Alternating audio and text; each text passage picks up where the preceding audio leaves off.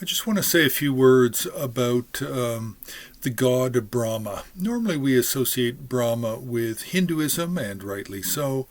One of the actual three main gods: Brahma,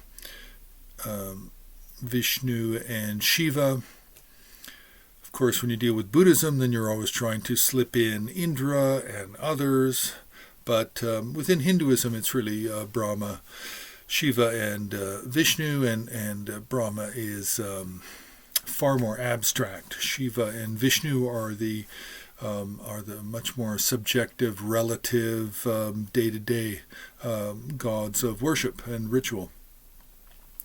Now, within Himalayan art, and here we're talking about Buddhist more so than Bun, or the Bun religion, we have the god Brahma, and it can be a little bit complicated, so we really have to divide up the topic into three parts. So first is the god Brahma and how he's understood in through Hinduism and also through Buddhism. But then we have Buddha names. We have Buddhas that also have the name Brahma within the name. And then we have the worldly protector, Shangpa, and his relationship with Brahma. Now, how does Brahma really appear? Well, within art, he belongs to several categories, or two main categories. He belongs to the 8 great gods and the 10 gods of the directions. And these also can relate to the 8 cemeteries in Vajrayana Buddhism. And then we have the god Tsongpa, Tsongpa and the worldly god of the Bun religion, Nipangse, who are also related somewhat to the god Brahma and the translation of the Sanskrit word Brahma into Tibetan. So we do have some confusion, and we also have conflation. Conflation is where you have religious kinds of doctrine that inform the hierarchy of deities, which often goes against, or it's different than art history or history itself.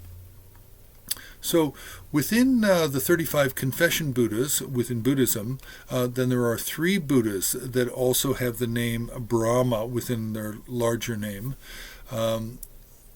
Aside from that, within the Sutra tradition of Buddhism, we have many Buddhas that have the name Brahma. So we have these different elements. In Vajrayana, we have the 8 great gods and the 10 gods of the directions, which are often in the outer circles or secondary or tertiary figures of mandalas, and Brahma is included in that. We have Buddhas with the name Brahma. Then we have these worldly deities, Tsongpa and Nipangse, who are related to Brahma, either orally or loosely textually, and then you can look at it as though Tsongpa has been, or Brahma has been, downgraded to be a worldly protector within the Himalayas, whereas he's a very important god within the Hindu and Indian subcontinent traditions. So Brahma is a little complicated.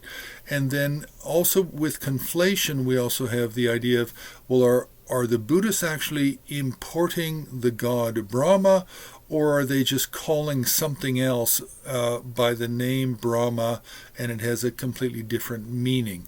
So there's all of these different aspects and elements to the identity and the subject of Brahma in art. So it is a little confusing. Press the like button, you can subscribe, you can ask questions, and you can also join HAR on Patreon.